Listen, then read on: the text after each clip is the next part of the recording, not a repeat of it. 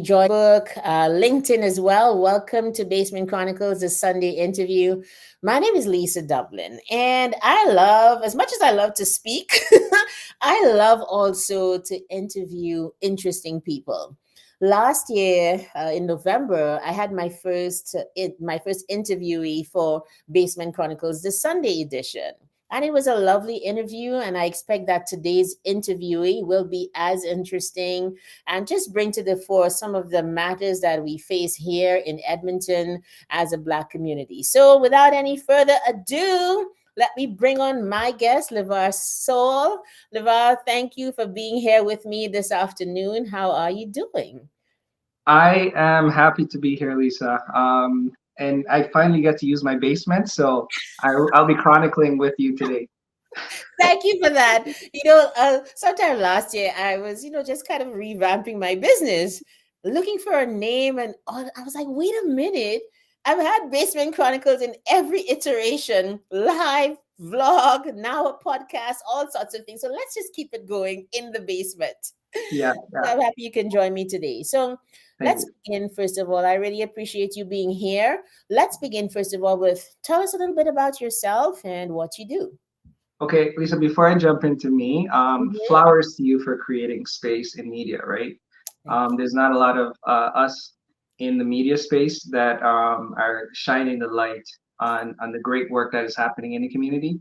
So before I jump into me, I want to start at the top of the call and give you your flowers, right? Thank you. Um, Appreciate you. so excellent. So I know you've got a really good following in St. Lucia, right? I Um, do. I well, do. I was in St. Lucia 2 years ago for a wedding, Oh my and goodness. yes, I think you all should sign up for NASCAR with those winding roads and tossy curve, right? Like, Yes, you are. Yes, yeah, right. I We'll did talk about origins in a while, right? it. Well, So, actually, if I may, talking about St. Lucia, like every St. Lucian is so proud today because one of yep. our own, a daughter of the soil, she just got gold in the 60-meter dash at the World Indoor Championship. So has hats off to Julian Alfred. I cried looking at just her doing her thing. She's way younger than I am. I didn't even know about her, to tell you the truth. And so I went Googling and just doing the back work to be able to congratulate her with that kind of authenticity. So thank you for bringing up St. Lucia. And kudos to all my people and to Julian Alfred for her amazing win yesterday. Yeah, Yeah, I thank saw you. that on your page. So I need to be very cognizant that I'm getting interviewed because it's also my natural tendency to try to flip and interview the others. So, myself, Levar Saul, I am number one. I'm a proud father, um, supportive husband. I am a favored son to my parents. I'm a blessed brother and a friend to so many people, right? When I say friend, I truly mean friendship. So those are the things that I hold most dear to myself. On a day to day, I'm a branch manager at TD Canada Trust here in Canada. Mhm. In Edmonton, I'm one of two Black branch managers. So shout out to the other branch manager, Christina Huata. Mhm. And together, we are about 40 Black branch managers across the country. The entire day. And this is across about 1,000 branches or so. Wow, that's Um, like 0.04% or something like that. Oh my So when I go goodness. into when I go into an interview, I'll say like I'm a point whatever percentage um, success story, if you may. Yeah. But yeah, so I lead a team of 20 amazing individuals whose you know sole joy is actually helping our clients meet their financial goals in their lifetime. And when I say TD Canada Trust, it's the second bank I've worked for in Canada. And hats off to my employers. They are amazing at empowering myself, my colleagues to actually stand in our own truth. Mhm. Later in the interview, I'll share a little bit more about my experience and also my own great leaders that I have. So the other part that I do in the community, I started this community group called Think Meetups, and that's the main reason that you We invited me. connected. Yeah. Yeah. Exactly. And funny enough, Lisa, you and I met at the beginning before there was Think. Um, as I was starting to figure out my path and the impact I want to create in the community, together we sat down and we talked about trying to get Black people in homes, right? I remember. Um, so you, Errol, myself, we Mhm. sat down, we had a really good conversation, and we parted ways. And and I was ideating on how can I actually do what I'm trying to do, especially when the branch that I lead, I don't see us a lot, right? Because like I do lead a branch in a very high affluent area, but typically we don't see a lot of Black clients walking in there. Mhm. So, you know, together with another really good friend of mine, Chantel Smith, her and I go years back, right? We met in Ottawa in our early careers when we were in university, Wait, and so how long have you been in Canada? that's a great question. It's kind of it's mixed because I just came back from Guyana, so I'm from Guyana. Uh-huh. And I got a pie in my face where people said, Levar, you're no longer Guyanese because you spent most of your life in Canada. Oh my goodness. Wow. Wow. So I came here in 2003. I was 18. I did CXC. I did Cape back home. And I came back and I went to high school here, Oh my right? goodness. Wow. So yeah, a lot of us have to do that kind of thing. Like you do it there and you have to come over and start all over again. Yeah. So for me, Yes. that like it connects. Like when I listen to your podcast and we're talking, especially to Caribbean folks, I'm like, I know that I lived that experience, and we've I've been here. I lived in Toronto, Ottawa, St. Catharines, Ontario, Mhm. and along the way I picked up quite a bit. And I met Chantel. We know each other for years. We work in complementary industries, and you know a natural synergy was there for us to actually refer to each other and do good business. But we couldn't create space. We couldn't find time, even though we live literally 10 minutes away by walking, and we were 5 minutes away by driving. Um, when we actually did meet up, we poured into each other. We were able Okay. to share our experiences, our successes, our challenges. And, Mhm. I said, hey, there's something here. If we, Chantel and I, we know each other for so many years. It's natural for us as Black professionals to even be referring to each other, and we couldn't create that space. What about those in the community that are doing the same thing, but they don't know where to go? So we settled Mhm. on let's just meet up. Let's just create space. You know great people. I know great I- people. Let's just create space. And the foundation of it is let's support Black owned. Let's go to a Black owned establishment and support them. And that's kind of how Think Meetup started. Yeah. Today, we in our community, we just added our 500th member I saw in that. our life. Oh my goodness. 500. And what's amazing, Levi, if I may, is how quickly the group has grown. I'm not sure that Black people in Edmonton knew that there were so many of us. Is that politically incorrect? No, no, no. Let's speak it. Let's stand in our truth, right? Oh, Because yeah, I wasn't thinking that. I was blown away. definitely. When I started this, I'm like, okay, well, we should refer to each other. You're a lawyer. I'm a bank manager. I want to get Black folks in homes, right? That I Mhm. know our community would struggle with. So how can we do that? And then I'm like, I had one community contact. Him and I Mhm. are doing a friendly competition about chicken curry, curry chicken. I I saw used to call that. it.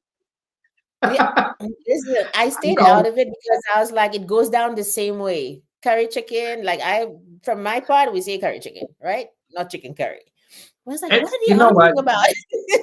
It's Oh, it's I have it's not. mhm, It's not really. It's not an argument. It's actually engagement. It's driving engagement. mhm, Um, because we will show up like us Black folks. We will mhm, show up for the spicy, the juicy stuff, right? mhm, mhm. We want to give everyone a seat at the table, and even when I say Jamaicans don't have a seat at the table in this chicken curry discussion, that is by intent, right? Because I know now they'll be like, Levar, let me show you we do make it. Exactly. Um, Go poke the bear. Go ahead. I just pull up a comment. I have this friend who's also from Guyana. She now lives, I think, in the States, and she's like, awesome to the Guyanese brother.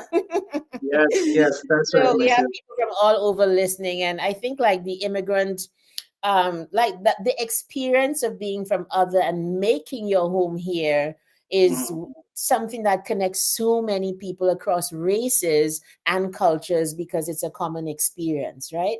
I just noticed, let's go there if we can for a minute, Levar, that think meetups, it is it's an acronym. What does it stand for?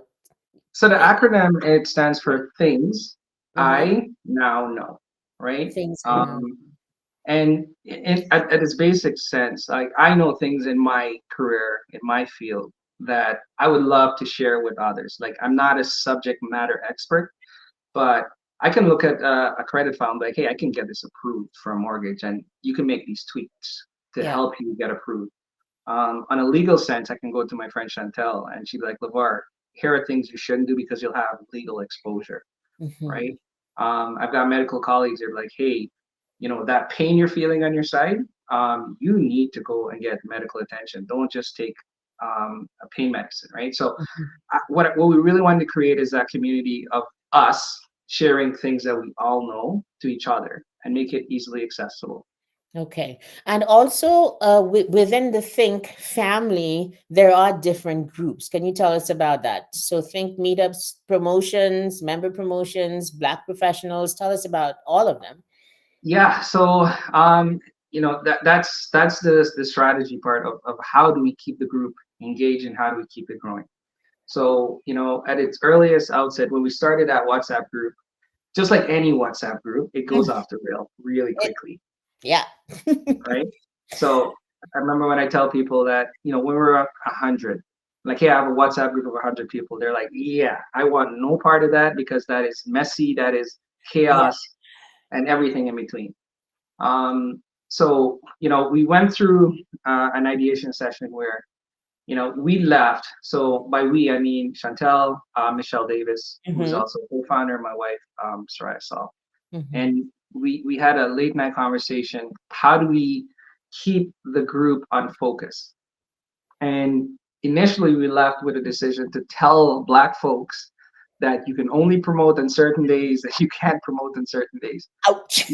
Lisa, that will never work. Oh, no. You No. can you cannot tell Black people what to do. Yeah. Just the affront of who are you to tell me what to do, number one. And then if you want me to be in this group, you have to let me like do my thing. And Yeah, yeah, so out of yeah, that was born. yeah. So and that's so we left with that agreement around 3 in the morning. I'm like, Levar, this will not work, right? Because we actually turned off engagement in the group and we asked for like 7 days to come back and explain like the focus and the intent of the group. So when the ladies woke up in the morning, they realized we had three groups. So we left with everyone went to bed with the intention of setting this expectation of one group. And I was getting called like, why do we have three groups? I'm like, stay with me. WhatsApp has a cool feature. It's a community where you can separate by different focus. So our main chat, the YAG professionals, Yeah. that's where we prioritize nonprofit community building referrals, right? So that's where our members would say, hey, I'm looking for this. Does anyone have a referral? Or I have this nonprofit event happening. They will share it with the community.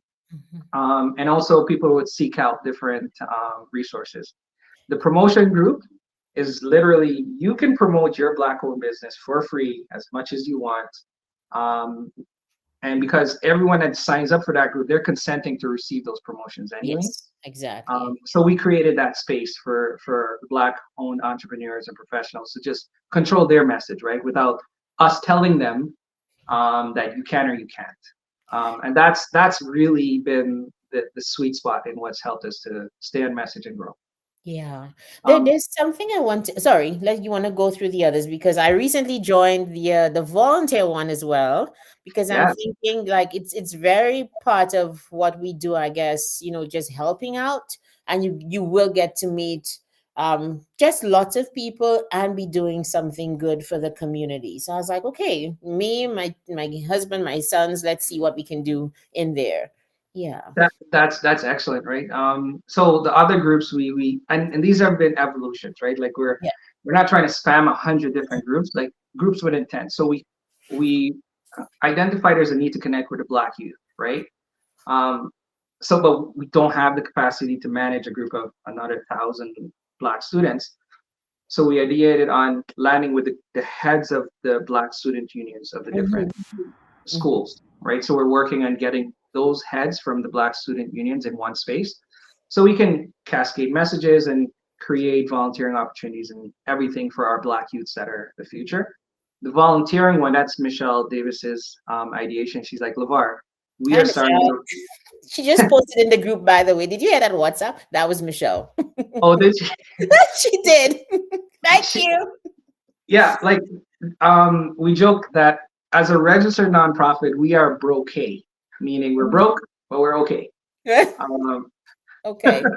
But so the things we're doing, we've started to reach that capacity threshold that we can do it all on our own.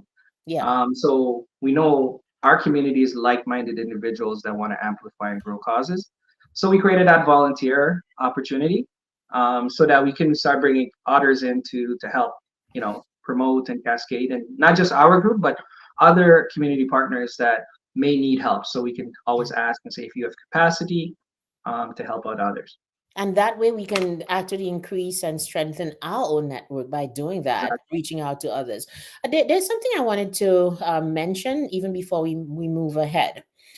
One thing that struck me being in the groups, Levar, is just the sheer volume of people who are looking for people who look like them doing different things. And I've often asked myself, what is fueling that? Is it the safety in like-mindedness, like coloredness? There's something about people reaching out. Do you know any black-owned business that does furnaces? Do you know any black-owned business that does like classes for my kids? I know I put that in the group as well, and thankfully I got my tutor, and I was just so amazed to see the quality of resources that are in there, and it's growing every day, right? But what do you think it is? What propels us to seek out our own? It's probably a simplistic question, but let's go there. It's it's actually a very multifaceted question. For me, I would lead with trust, right? Um, you know, Yeah. just at the top of the call, I'm like, hey, I've been to St. Lucia. Like I've eaten your food. Like I have a feel of what it's like to be a St. Lucian on the ground. There are certain commonalities that we have as Black people. Um, I've been talking to some community partners. We all have a universal connector across the world. Like I just went to Africa and I Mhm. tested this like as I was traveling.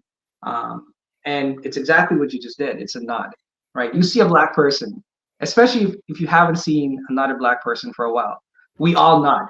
Like we nod because we're all connected in a spiritual and other dimensional way. I'm not sure, but it comes back to trust because Mhm. for to a certain extent, given historical injustices and everything, you are more likely to connect and understand with my reality than someone who does not look like me. That is Right? true. And I think that's kind of the fundamental of what we're trying to seek out and in Mhm. the language we use and the way we connect with each other. Like there is a commonality that I don't know, what you eat or your family is, but for some reason we have some shared history without even knowing it. And shared experiences of all of the negatives and perhaps the positives as well. Added to that, yesterday there was such a powerful interview on Greg's program in the morning. My goodness, I was on my way to Walmart and I just had my headphones in, just listening, because there was I don't know the second lady who was there. Titi Lope was there, the spoken word artist. I was so happy to hear her.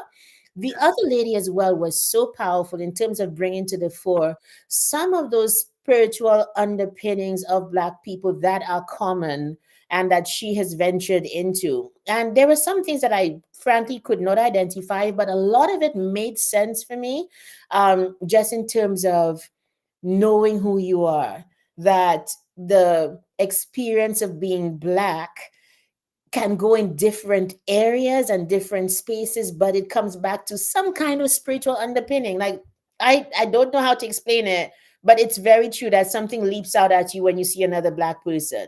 I'm Exactly. reminded, I don't know if I told you that, I'm like second generation of my family here. So my uncle came here in 1975. Wow. And the way he tells it, when he came, Edmonton was basically a lot of bush. Like, we know bush back home. You There know was it. a lot. Yeah, it was like it wasn't as developed. Even when I used to visit in the 90s, it didn't look like this.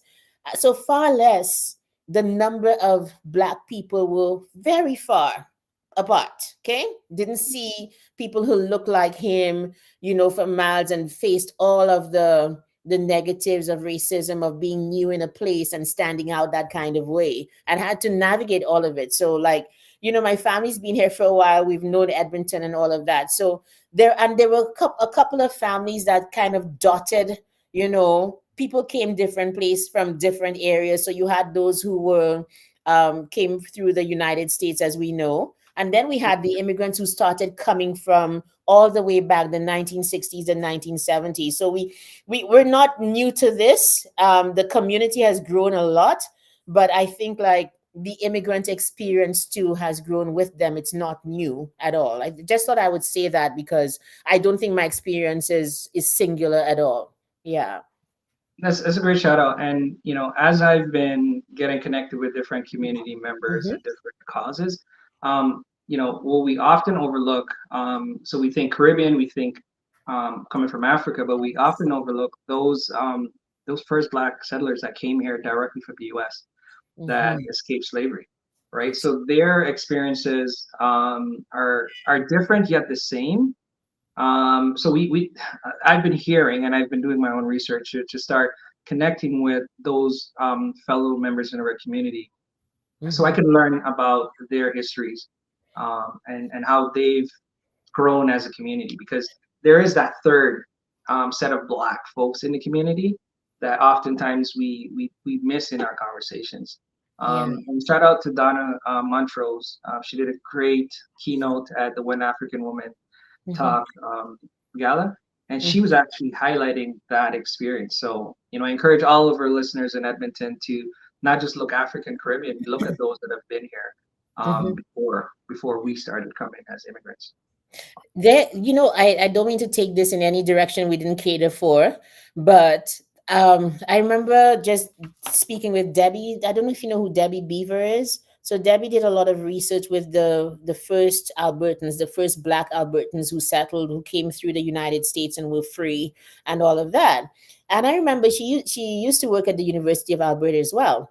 Thank you, Donna. Donna says happy Sunday, and she says that reminded me of that we are not a monolithic. Uh, We're not. So even from, I think immigrants have a lot more in common than we do with the Black Canadians who, lived here all their lives. The experience, the orientation is different, and the things that we see and perhaps even experience, a lot of them don't think, especially here in Alberta, don't really think that, don't have the same experience. And I had that conversation, and it left me thinking about, again, our experiences as Black people are different, and we absolutely have to take that into consideration. Yeah. Man, if you really want to slice and dice that up, like it Yeah. goes so many different layers of that onion. Coming up from the Caribbean. Hmm. Well, let's backtrack a second. Sometimes my Caribbean people roast me and say, "Levar, you're not really Caribbean because you're from South America." Um, but neither Yes. here. But we kind of rallied behind Guyana Right. because of what's happening in Venezuela. So we've claimed you back. Okay. We've claimed back Guyana. Okay, right, Sam? Hey, listen, that's an entirely different conversation that I'm prepared to Absolutely. have. We are Hmm. the bread we were the bread basket of the Caribbean. Hmm. the headquarters for CARICOM is on Guyanese soil. So I mean that's an entirely different tangent. Yeah. But my Guyanese people, we're resilient. We're strong people. We are one people, one nation, one destiny. Forget whatever happens at elections time. So shout out to my Guyanese. Well, Shout out to is that you guys' motto? Is that the it is motto? our motto. I Yeah, figured as much. It sounded that way. I'm a salesperson. So Yeah. I trust. Go ahead.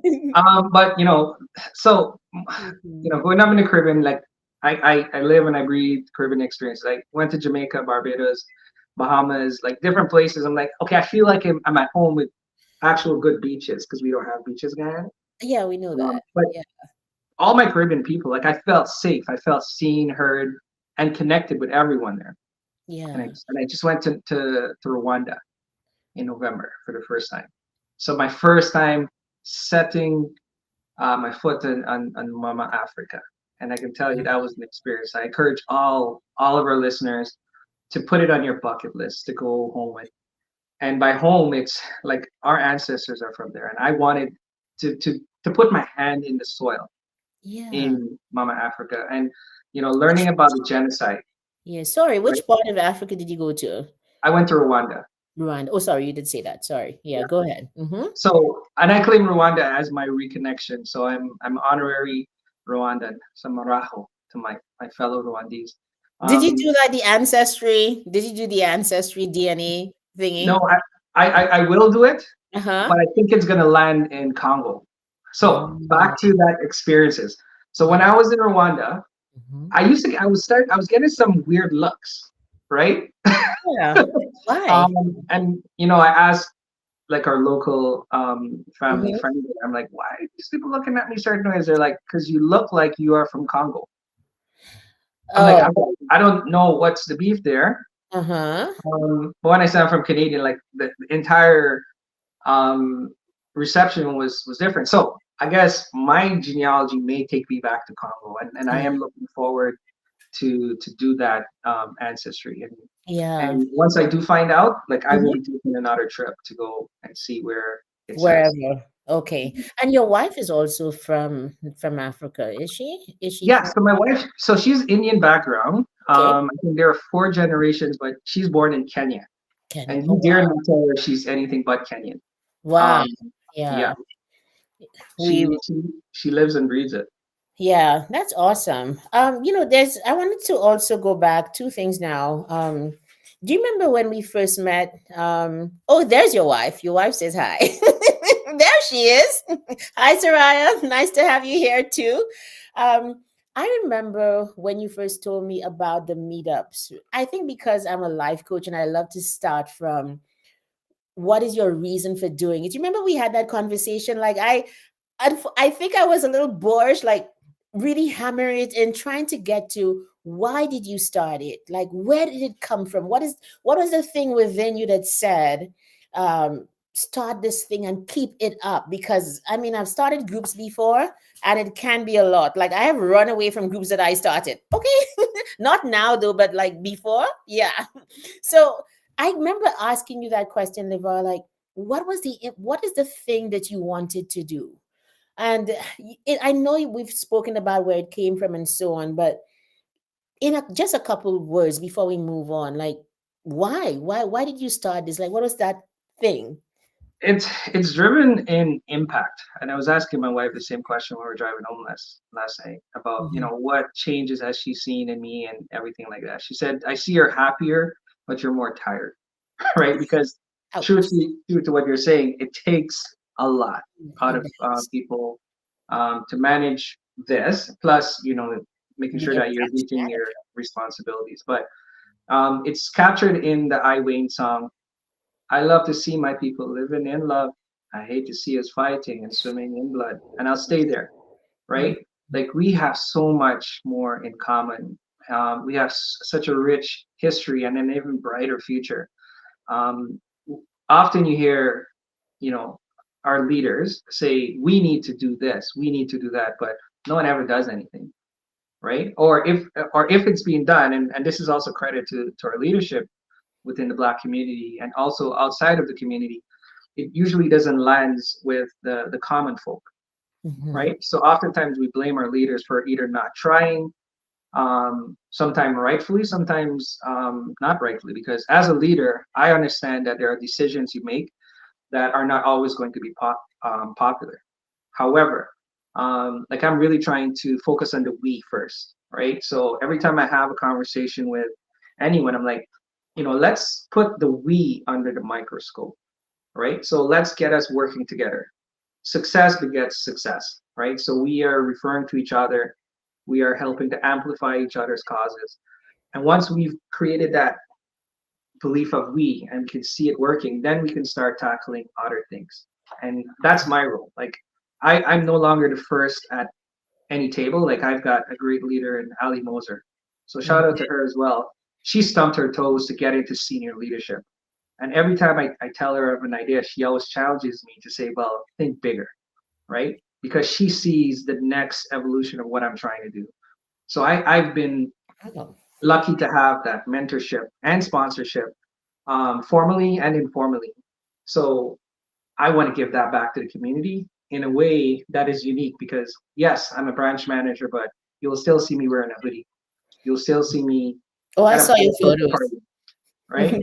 Yeah. Just connecting the community. I have that passion because I love to see our people living in love, man.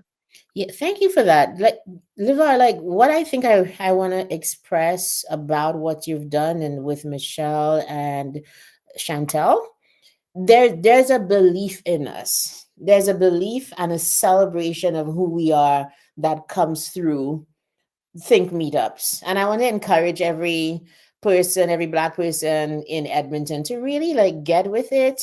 We'll probably put the links up after to how people can, join the group. Know somebody who sends you the link, or Levar sends it around, and you can join the WhatsApp group. So I wanted to ask though, we need to kind of look at things with that objective lens because it can get busy sometimes. And I'm very introverted. How?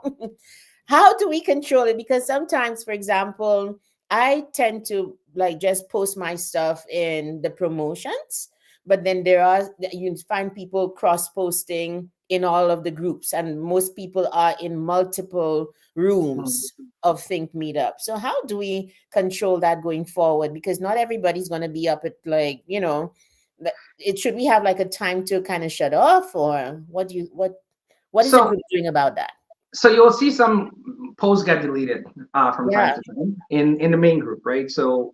Um, so we lead with first nonprofit, right? So Mm-hmm. in the main group where most members are. So nonprofit, you're seeking out a service another black person can provide, Mm-hmm. or you're also amplifying something that's nonprofit. So you're not pocketing from, in that regard.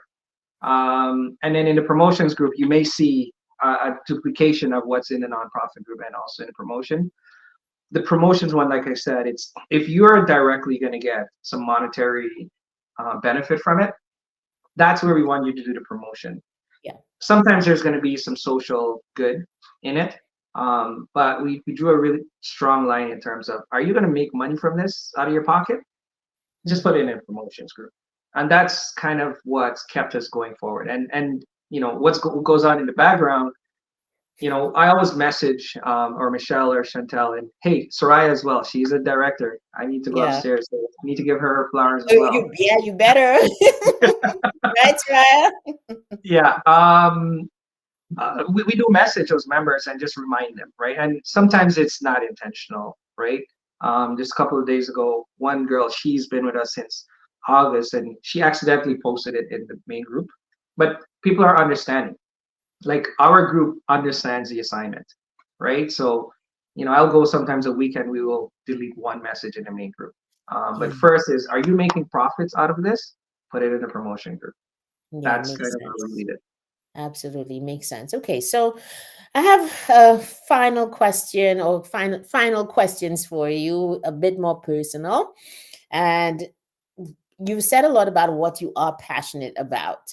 So I'd like to know, what do you wonder about in the world? What questions occupy your time and your mind? So many. I actually wrote a list down, so I didn't lose them. So, Okay. and I'll read them off, and you can you We'll know, pick up. Yeah. pick up, Hmm. you know. I think about how unstoppable we will be as a people when we actually get our stuff together. I think about leadership a lot because that's in the role I'm in, and how do we create like connected leadership, like authentic leadership. And I'll pause there and also sharing, at the beginning, people are like, "What's your goal? What's your intention?" Like, I I'm a branch manager. I actually took my own work, like my own personal um, benefit out of the group because that's where we start losing people's trust, right? So leadership. I think about community. I think about our future. And Lisa, I watched you at Let's Talk About It, last week, having that really profound moment with those young Black men in the room, yeah. and giving them an opportunity to speak. I think about our youth and how society will chew them up if they don't have the right mentorship, sponsorship, and a community to fall back on. Mhm. I think about my kids selfishly, right? Like I have four amazing kids from a mixed household, and I have to honor that they're not just black; they're also Indian. Yeah. In society, they're presented as black, but I think about them. I think about how the world will continue with or without us, right? Goodness. Uh, I think about artificial intelligence right now and what is that going to do to our community, right? Because things are now about to start ramping up at a pace unlike anything in history. And if you think we're not getting it together now, just think about, what that's going to do to us. Hmm. And you know what? And also I think about, what our role is in all of this. Like how can we as individuals within our regular day to day create impact, right? Like, how do we shift what we do in our unique spaces to be more inclusive to us and also amplify it for the community? Like, we can all create an impact for our community while doing exactly what we're doing. We just need to think bigger, we Hmm. just need to think differently. So, as you can tell, I think a lot. Yeah, you're thinking about a lot. And so I guess my curious question to you is, which of these questions do you have answers for? I I think, and actually, I have a minor in philosophy. I think in all of these answers, it's just an evolution. Most of things is about a journey and how do we get to a place, right?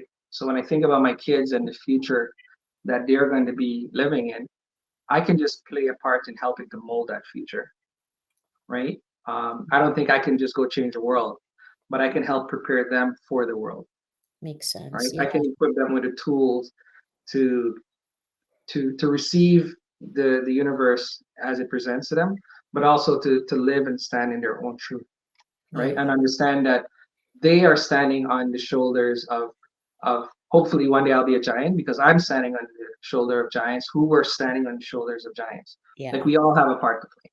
I think so. And I like what you said about them figuring out their place and their truths in the world. One of the things that has really gripped my heart, I think ever since 2020, and also raising young Black men. Now we've got three sons. Is you are enough. You know, Right. you and I came from societies where mostly everybody, well, more me than you, because you came from Guyana, which is like, right, Sam? Like it is multi ethnic or dually ethnic, perhaps, Yeah. but One of six more, races. yes, more homogenous societies than we find here. And I've always lamented that we didn't know what it meant to be minorities. So basically, everybody who was in a position of leadership did what you see people here doing who don't look like you. And that bothers me a lot, to not have those examples as much as I would like. And so one of my like missions really is for the young people, like I was doing last week. You are enough. You are not to just be tolerated. I do not like this. If I'm tolerating you, I really don't like you, like True. a message of tolerance as opposed to a message of acceptance. There's a nuance that is different, and that makes a difference for people like us. And I see it a lot. Like even this year, I went out to speak quite a lot for Black History Month and celebrating Black history and so on in February. And there were always a lot of guidelines, Liver. A lot of, well, we can't talk about this, we can't talk about that. They're literally dialing back. And it seems like the movement of celebration of EDI and so on, it almost has been handed back to management, to kind of police. So it doesn't have that very organic and powerful underpinning that it did back in 2020 when George Floyd, that whole thing just exploded and everybody was home kind of thinking about themselves. So I like what you said about standing in your truth. One of the questions that occupy you is very, very interesting for me. It was perhaps the first one about being unstoppable, that thinking of us as unstoppable. Do you think we really believe that? How do we get there? Where does it even start? Well, I mean, if you think about, there's this really cool image of um, speedometer where Mm-hmm. it shows, the history of slavery, and it's mostly in the U.S. context. And then there is like segregation, and then there is a piece on where everything is free, right? But in all of that history, like we've seen so many of our people rise to the top, right? And created amazing inventions, added to processes, even though we weren't allowed at a table. So just imagine if we are actually allowed, sorry, Yes, that's when right. we are allowed at that table, Yeah, when more of our voices are able to be amplified, when we as a people learn how to live as opposed to just survive, yeah. because a lot of us are still just surviving, right? Supposed to thrive. And Eh? the time, the moment when we've met our basic needs, right? So Maslow's hierarchy of needs. Once we solidified those things, that now we can start looking at the other um, options that are available for us, right? Like a quick example, like I watched my kids play team soccer last year, right? Like the kids are learning teamwork, like group teamwork, right? But a lot of our own those kids in our communities that don't get that exposure, like they don't get to practice that teamwork. Last week, my son started doing black boys coding, right? Oh, And he's nice. like on top of the world, right? And Yes. these are free things that are existing for our youth, but sometimes we don't have the resources to do that. So once we start figuring out how to actually eliminate those roadblocks that are preventing us from showing up at the table, getting our voices heard, right? There are Mm-hmm. so many amazing perspectives, valid perspectives in our communities that don't get to the table. And when decisions are made about us and we don't represent our opinion, we tend to think that we don't have a place, but we never had a chance to be heard. So it Yeah. takes leaders, and once again, shout out to the company I work for. Like we've got a standing pillar at work that encourages Black customer experience, right? So what I'm doing in trying to get 50 Black families into homes, Mm-hmm. it's actually mandated from the top of the company all the way down to say, hey, there is a special place for Black people. There's a special place for women in leadership. There's a special place for LGBTQ. There's a special place for Indigenous folks, right? Like we have our own pillar. So there's institutional things that need to happen for us to show up and stand in our own truth. But it also starts with what we can do. So the Lisas of the world creating Basement Chronicles to highlight to their communities, to the Greg Davises of the world and the radio station that's amplifying what's important to us. And there's so many different areas that we show up in, right? That we exist, that I've seen, that we don't know right now. But Mm-hmm. that's what it is. Things I now know, we need to share it with each other. I love that. Thank you for creating this movement. And you know what? Like, I've just settled in myself. This is my community.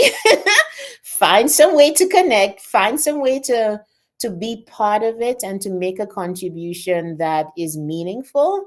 So like I'm going in with that thinking and it's working. Like I've made some wonderful connections there already, even met old friends there already. So that's awesome. Lots of more people. How big do you foresee this group becoming, Liva? Finally, at some point, is it going to be like, okay, we've got enough, or You know, just like anything in life, like there will be a point where we'll have to hand it off to someone else, right? That's life. Yeah. Um, but in doing so, I want to make sure the vision remains that we're connecting each other. We're creating space for us to know where each other are, to refer to each other, and Mhm. continue to grow. There may be an iteration where, I don't know, maybe an organization absorbs what we're doing and they have the resources to actually make it bigger. What's going to be most important is that the vision lives on. Yeah. Um, and as long as we have capacity, like we're going to continue to play our part, because whenever you have to be the change you want to see, right? And we need to amplify that. We need to stop waiting for change to come from outside of us, from any leader or someone. Like we're all leaders, right? Mhm. So we need to play our part, and that's what we're doing. Like we're creating this community, to make it easy for the community. And what everyone does with it, I mean, that's up to them, right? Like we're Mhm. truly building a space where we start trusting each other. And a huge part of that is we break bread on the third Friday, Yeah. at a Black-owned establishment. So we go eat together and we connect. And So where's the next one, by the way? I want to come to the, I'm definitely coming to the next one. I've missed them before and I'm going to get out of the house. yeah, so the next one is at Kilimanjaro VIP. It's 97th Street and Yellowhead. Great East African cuisine. The space that they have is amazing. So I'm really excited and how we will move the room. Like we Mhm. physically move the room when you come in. We encourage, like everyone says, go network, right? So connecting, we connect all month. On the third Mm. Friday every month, 6:30 to 8:30 p.m. We say go straight there after work. Yeah. We put people in comfortably uncomfortable positions, and we show you how to network, right? And Nice. we make it organic. Like I Mhm. will go anywhere and make it happen, but it's not comfortable for everyone. So we take that out of the consideration for many of our members. So Mhm. just show up and break bread with us while Yeah. supporting a Black-owned establishment, and then you'll be happy with it. Yeah, thank you for this. This has been so inspiring on so many levels. So anybody out there, last question would perhaps be, how does anybody, a black person in Edmonton, become a member of the Think Meetup movement? So I'll get the link over to you. You also have it. Okay. The cool thing about the community, it's actually scalable up Hmm. 50,000 people, believe it or not. Wow. Yeah, So we're it can halfway be scaled. there. We're halfway there at No, no, 500. no, no. We're at 500, right? It's Oh, scalable to 50,000. So oh, 5,000. no, Oh, no. So we're at 500. The okay. the community aspect is scalable to 50,000. So stay with me on this. Yeah. So in each WhatsApp group, you can go to about 1,000, I believe, 1,024.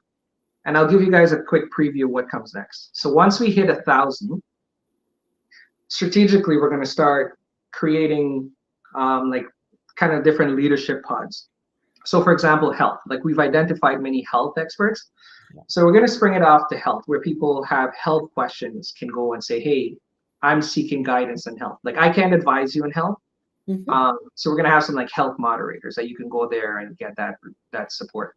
And then legal and stuff. These aren't meant to be like legal support, but know Hmm. where to go for your next step, and also like quick ways to kind of learn different topics.